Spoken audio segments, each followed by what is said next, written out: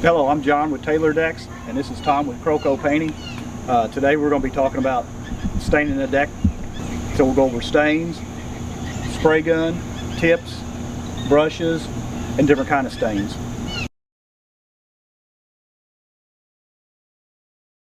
The best thing to do is look at the back of the can of the manufacturer, the product you're going to use, to see what they recommend for drying time after you've cleaned the deck to when you're going to stain the deck. Most of them are a minimum of 24 hours to 48 hours. 5-in-1 painter's tool? Is that comes in real handy between your gaps. A lot of times you'll have some pine needles Pine in the south, needles, of course. nuts, Maybe whatever. if you got dogs, maybe have hair, some hair gathered in the cracks. You can blow your deck off. Keep it clean. Before we start sanding, a lot of times we'll take a little orbital sander, 80 grit, 120 grit. We'll sand the rail caps down.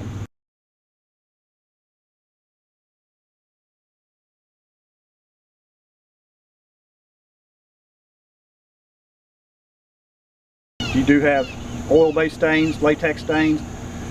Probably the big difference is oil-based penetrates into the product, whereas a latex stain stays more on the surface. And the things also we'll use is a pad.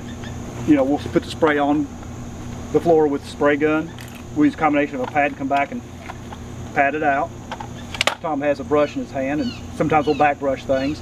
The brushes you want to use a white or black china bristle for oil-based stain. You want to use a nylon brush for an acrylic water-based stain. Or every 30 to 45 minutes, just stir it back up, get all that stuff wound back up, because it will sit and settle in the bucket as the day goes along. When you assess how much product you need for your project, the back of the can tells you how much square footage 1 gallon of stain will do. Check and see how much product you need for your job. Good rule of thumb is to always intermix all your cans together, just to ensure a nice uniform color.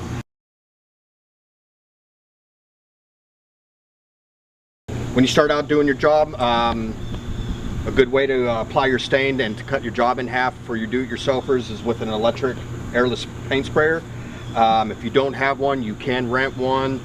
Check with your local home centers and see if they do allow oil-based products to go through the machines that they rent you. Some do, some don't. So it's a good way to check and see, let them know the product you're putting down, and if you are allowed to do that. You really can't roll a stain on. It is, a real thin consistency, so the best way to do it is apply it with a paint sprayer. And we'll make sure when we spray our deck boards, we'll spray between the cracks, catching half of the board on each side, and also on the other board we're doing between the cracks, and then come back and do the middle of the board, whatever. So somehow you want to get stain between the boards if at all possible. Yes. And always apply enough stain that the wood will allow.